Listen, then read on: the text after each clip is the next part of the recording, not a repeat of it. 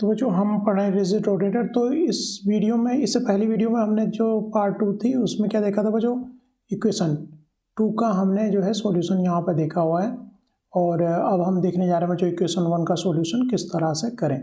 ये दो इक्वेशंस हमारी जो उससे पहली वीडियो से आई हुई हैं, वहाँ से हमने क्या किया था, रिजिड रोटेटर के दोनों वेरिएबल्स को सेपरेट किया था। वो प्रीवियस वीडियो 2 देखी हुई हैं। तब उसके बाद हम बात जो है इसकी करते हैं फर्स्ट की, कि इसका सॉल्यूशन किस तरह से निकाला जाए। चलो बच्चों स्टार्ट करते हैं।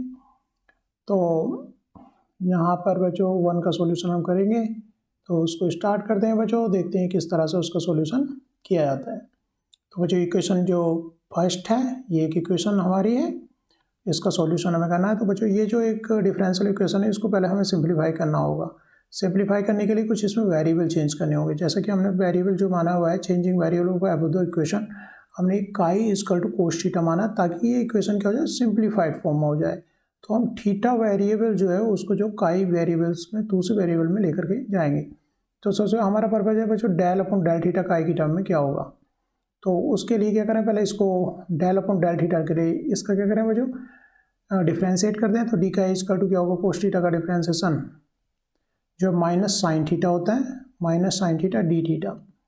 लेकिन हमें डेल अपॉन डेल थीटा देखना है, तो del upon del theta variable change कर रहे हैं क्या, del chi upon del theta, del upon del chi. तो यहाँ ध्यान से देखोगे तो डेल का इधर है आप, और डेल का यहाँ पर है, कुल मिलाकर के डेल अपॉन डेल थीटा ये वेरिएबल, मतलब del chi upon del theta हम यहाँ से लिख पाएंगे। Del chi upon del theta को इधर नीचे ले गए तो ये माइनस साइन थीटा के बराबर यहाँ पर आ गया।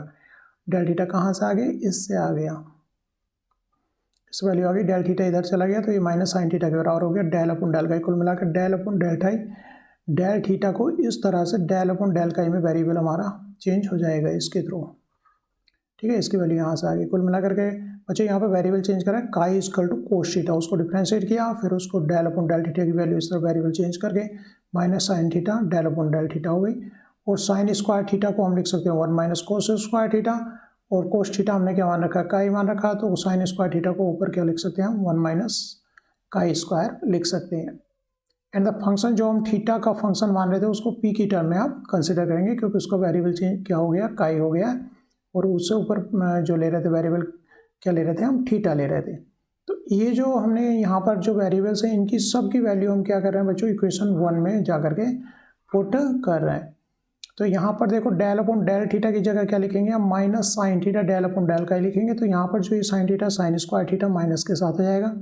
ऐसे यहाँ पर डेल अपॉन डेल थीटा को चेंज करेंगे डेल अपॉन डेल काई में, तो यहाँ पर माइनस साइन थीटा, एक साइन थीटा यहाँ पर है तो वो भी माइनस साइन स्क्वायर थीटा में हो जाएगा। और थीटा की जगह हम क्या पुट करेंगे, पी पुट करेंगे। यहाँ पर फंक्शन हमने थीटा के बजाय क्या चेंज कर दिया, पी में लेकर के जा रहे हैं। तो ये सारी वैल्यू पुट कर रहे हैं इक्वेशन 1 में, ताकि वो एक सिंप्लीफाइड इक्वेशन की फॉर्म में चेंज हो जाए। चलो देखते हैं, पुटिंग दीज एबव इक्वेशन, जैसे कि मैंने बताया था डेल अपॉन डेल थीटा के साथ में क्या आ रहा है, साइन थीटा, और एक साइन थीटा पहले से है, एक साइन थीटा यहाँ पर है, तो ये साइन स्क्वायर थीटा होगा। ऐसे डेल अपॉन डेल थीटा के साथ जब डेल अपॉन डेल काई करेंगे तो एक साइन थीटा यहाँ से आएगा, तो वो भी माइनस साइन स्क्वायर थीटा में हो जाएगा। तो इस तरह से minus sine square theta del upon del chi, minus sine square theta del upon del chi, और थीटा की जगह वेरिएबल हमने क्या कर दिया, पी पुट यहाँ पर कर दिया। और साइन स्क्वायर थीटा को हम यहाँ से 1 माइनस कोस स्क्वायर थीटा, और कोस थीटा है काई, तो 1 माइनस काई स्क्वायर की फॉर्म में यहाँ पर लिख रहे हैं। साइन स्क्वायर थीटा को रिप्लेस कहाँ से कर दे रहे हैं, 1 माइनस काई स्क्वायर, तो यहाँ पर 1 माइनस काई स्क्वायर, इस साइन स्क्वायर थीटा की जगह 1 माइनस काई स्क्वायर, माइनस पहले से लगे हुए हैं यहाँ पर, तो ऊपर से सेम रहे हैं। ठीक है, तो यहाँ पर बच्चों 1 अपॉन थीटा था, पहले वाली इक्वेशन में आप देख सकते हो 1 अपॉन थीटा था, तो 1 अपॉन थीटा की जगह हमने थीटा का वेरिएबल जो है थीटा पी में चेंज कर दिया है, पी जे प्लस 1 साइन स्क्वायर थीटा था यहाँ पर, तो साइन स्क्वायर थीटा की जगह लिख रहे हैं, क्या लिख रहे हैं, 1 माइनस काई स्क्वायर थीटा, इस तरह से यहाँ से इक्वल टू एम स्क्वायर। तो कुल मिलाकर के यहाँ पर बच्चों जो हमने वेरिएबल ऊपर कंसिडर किए हैं उनको यहाँ पर जो है पहली इक्वेशन में रिप्लेस कर दिया।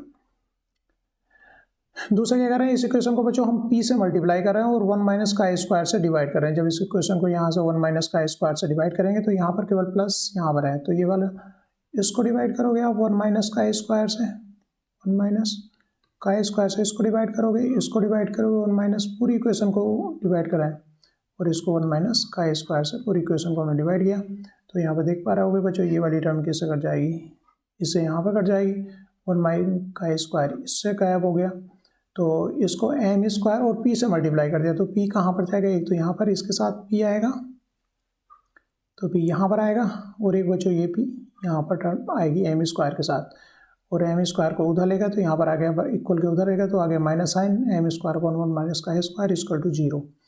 तो ये इक्वेशन मॉडिफाई हो करके बच्चों इसको डिवाइड करके 1 माइनस का स्क्वायर से और पी से मल्टीप्लाई करके और इस फंक्शन को इधर ले जाने पे तो इस इक्वेशन में रीअरेंज हो गई है इस इक्वेशन में। तो बच्चों इस इक्वेशन को हमने जो है फर्दर क्या किया, पी कॉमन ले लिया इन दोनों टर्म से, तो पी बाहर निकल गया, ये एक टर्म आ गई। तो इस तरह से मॉडिफाई बच्चों इस इक्वेशन को हमने यहाँ पे किया है।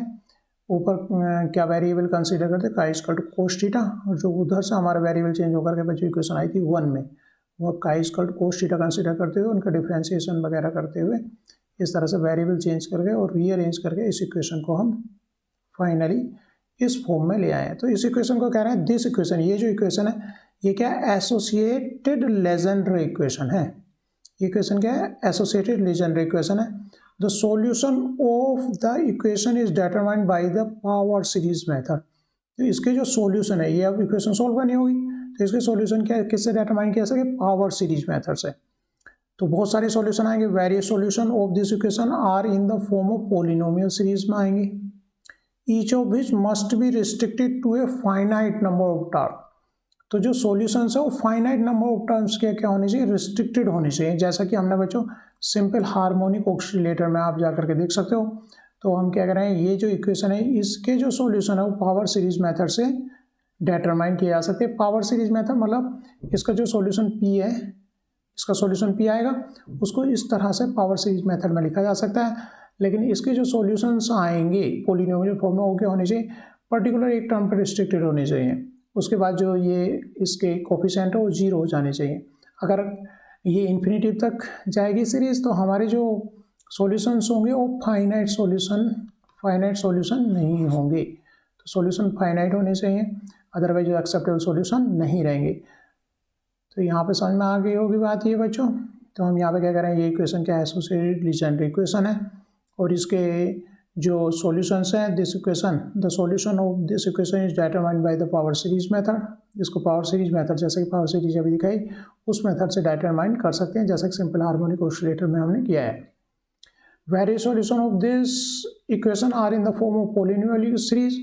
तो इसके जो सॉल्यूशन पॉलिनोमियल सीरीज की फॉर्म में है, each of it must be restricted to finite number of terms. उसमें कुछ ही टर्म फाइनाइट टर्म्स होनी चाहिए, इन्फिनिटी टर्म नहीं होनी चाहिए। If the solution remain finite everywhere, ताकि जो सॉल्यूशन आए, जो वेव फंक्शन आए वो फाइनाइट हो, अदरवाइज वो इन्फिनिटी हो जाएगा।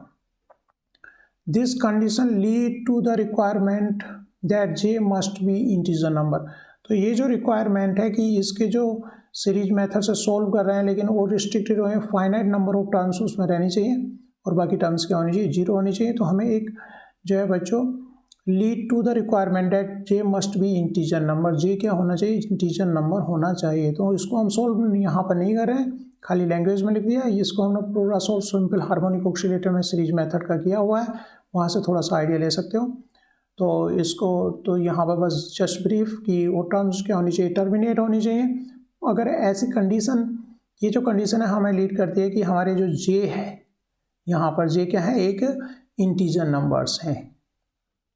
यहाँ से हमारा जे क्वांटम नंबर निकल के आता है, वहाँ पर जो हम कह रहे हैं कि उसकी जो पावर सीरीज मेथड है वो रिस्ट्रिक्टेड होना चाहिए, उसमें कुछ फाइनाइट टर्म होनी चाहिए, ताकि हमारी जो सॉल्यूशंस हैं वो क्या रह सकें, फाइनाइट रह सकें। तो ये जो कंडीशन है ये हमें क्या लीड करे, क्या चीज़ दे रही है, the condition lead to the requirement. क्या रिक्वायरमेंट है, that J must be the integer number. J क्या होना चाहिए, हमारा इंटीजर नंबर होना चाहिए। ठीक है बच्चों, यहाँ के बाद हम क्या करें, द सॉल्यूशन होगा इस इक्वेशन के सॉल्यूशन पावर सीरीज मेथड से उनके कोफिशिएंट निकालने के बाद, तो इसके फाइनल सीधे हम क्या रख रहे हैं, यहाँ पर डायरेक्ट सॉल्यूशन की बात यहाँ पे कर रहे हैं। द सॉल्यूशन ऑफ पी, क्योंकि इसको सॉल्व करोगे तो पी आएगा, क्योंकि यहाँ पर क्या लिखे हुए हैं बच्चों, पी की फॉर्म में लिखे हुए हैं, पी फंक्शन अब क्या है, पी है। इसको वेरिएबल को चेंज कर दिया हमने, थीटा को किस फॉर्म में लिया है, पी की फॉर्म में चेंज किया है वेरिएबल को ऊपर।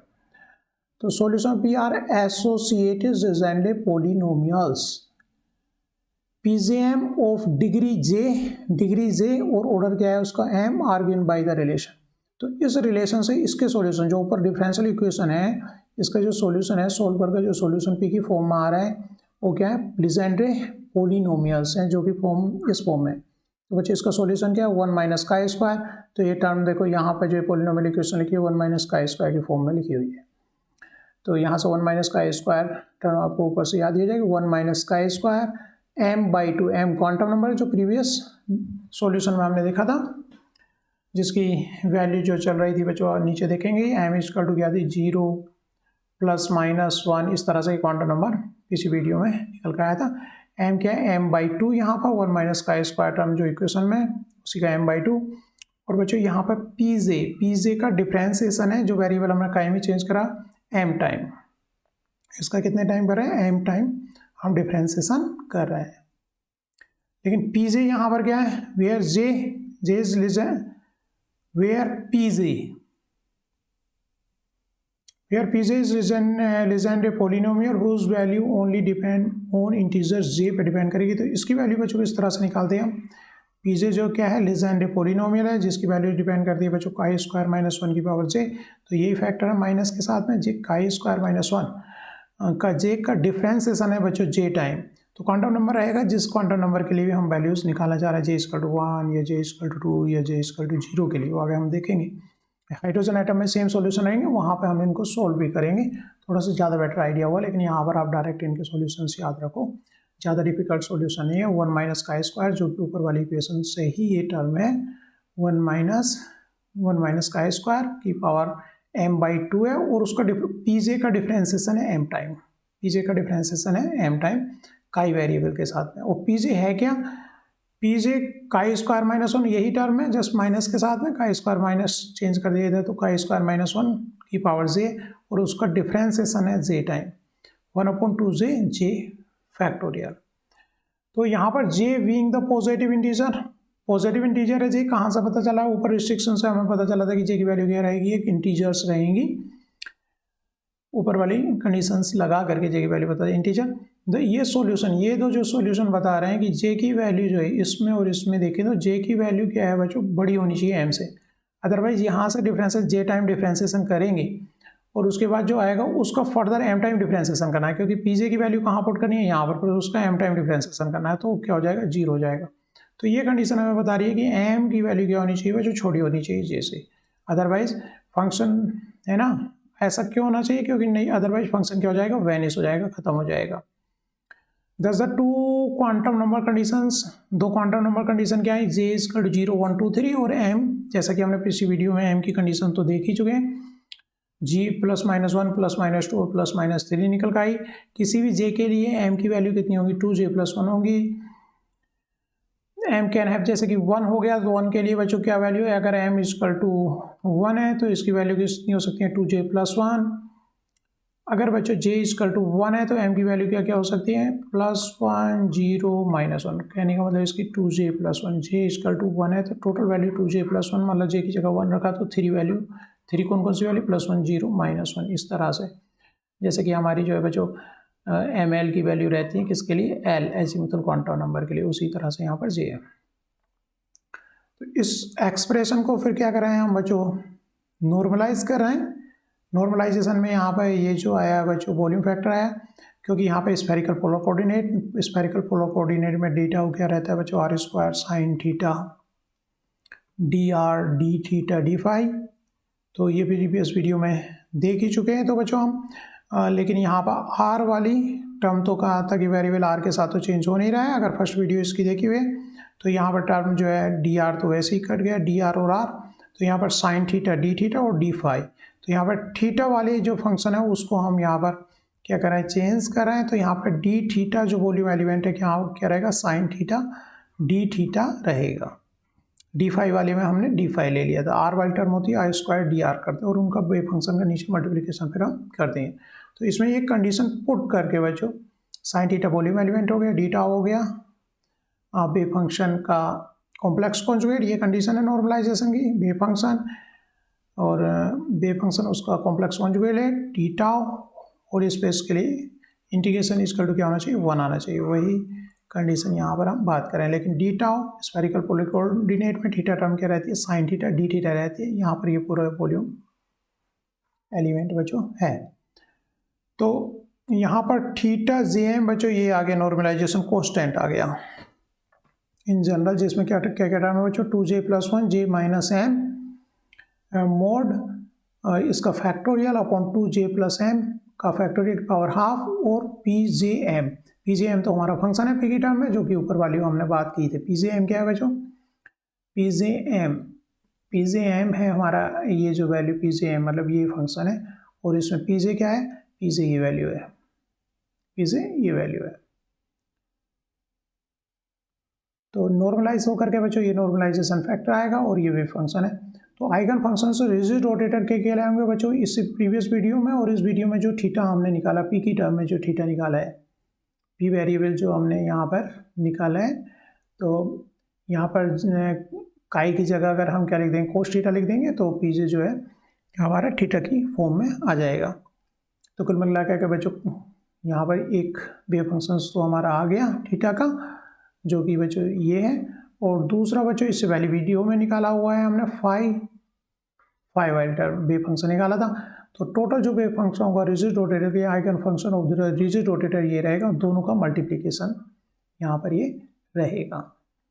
तो कुल मिलाकर यहाँ रिजिड रोटेटर का टोटल वेव फंक्शन आ गया है। आर वाला टर्म थी नहीं, क्योंकि उसके साथ में वेव फंक्शन फर्स्ट वीडियो में देखा हो चेंज हो नहीं रहा था। इसमें बच्चों दूसरी बात है एनर्जी की, कि टोटल एनर्जी क्या होगी, हमने बात की थी कि इसमें अगर कोई फोर्स नहीं लग रहा तो पोटेंशियल एनर्जी हमने क्या कहा है, वो तो जीरो है। तो टोटल एनर्जी तो क्या है, काइनेटिक एनर्जी है। तो E=L²/2I, पिछली वीडियो में मैंने बात ही की थी कि E काइनेटिक एनर्जी मतलब टोटल एनर्जी है ½ I होती है बच्चों, ये कहा था, I से ऊपर नीचे मल्टीप्लाई किया था हमने, तो 2I² ω², और I ओमेगा क्या होता है, एंगुलर मोमेंटम होता है, तो ये L²/2I हो गया था। हम यहाँ से बच्चों सॉल्यूशन से हम जानते हैं कि L क्या आता है, निकल गए √JJ+1 h/2π रहता है, तो L²JJ+1 h²/4π², तो कुल मिलाकर के h²/8π² JJ+1। तो JJ जो है बच्चों यहाँ पर हम रिस्ट्रिक्शन से हमें पता चला कि J कुछ भी नंबर नहीं हो सकता, बल्कि क्या है, एक इंटीजर नंबर्स हैं 0 1 2 3। ये एक रिस्ट्रिक्शन से हमें ऊपर जो इक्वेशन सॉल्व की गई है, तो वहाँ से हमें पता चला था कि J की वैल्यू कुछ भी नहीं हो सकती, बल्कि क्या है, यहाँ पर जो हमने यहाँ पर थ्योरी लिखी है उसमें इसकी बात की है कि ये इंटीजर नंबर्स हैं। तो कुछ जो एनर्जी है, इसकी जो एनर्जी है वो कुछ भी ना हो करके बच्चों क्या है, क्वांटाइज हो गई। तो एनर्जी लेवल्स यहाँ पर बन गए हैं इस तरह से, J=0 के लिए तो J1 कर देंगे, तो फर्स्ट एनर्जी लेवल हो गया E0 का, जो कि क्या आएगा, जीरो ही एनर्जी यहाँ पर आएगी। तो रिजिड रोटेटर का जो फर्स्ट एनर्जी लेवल है वो क्या हो सकती है, उसकी एनर्जी 0 के बराबर हो सकती है। फिर फर्स्ट लेवल E1, जब J=1 रखेंगे E2, इस तरह से रिजिड रोटेटर के ये एनर्जी लेवल्स आ गए, और ये कंटिन्यूस नहीं है, कुछ भी एनर्जी नहीं रख सकते। रीजन क्या, J जो आ रहा है हमारा क्या आ रहा है बच्चों, इंटीजर नंबर आ रहा है, इसकी वैल्यू कुछ भी नहीं हो सकती। ऐसा नहीं है 0.1 हो या 1.1 हो या कोई भी नंबर हो, नहीं, ये बल्कि क्या है, इंटीजर नंबर है। तो यहाँ से हमें पता चला है कि इसका क्वांटाइज्ड एनर्जी है, जो रिजिड रोटेटर रोटेट कर रहा है उसकी एनर्जी कुछ भी ना हो करके, बल्कि कुछ फिक्स्ड लेवल्स उसमें एनर्जी लेवल्स हैं। तो बच्चों ये रिजिड रोटेटर के बारे में था। बाकी यहाँ पर जो इसके बारे में, क्योंकि सेम इक्वेशंस हमारी हाइड्रोजन एटम में आने वाली है, तो वहाँ पर और डिटेल में इनको हम थोड़ा सा देखने वाले हैं कि ये सेम सॉल्यूशन, दो इक्वेशन जो रहेंगी वो सेम ही हमारी हाइड्रोजन एटम में रहेंगी। तो आई होप ये बात ये समझ में आ गया होगा। Thank you.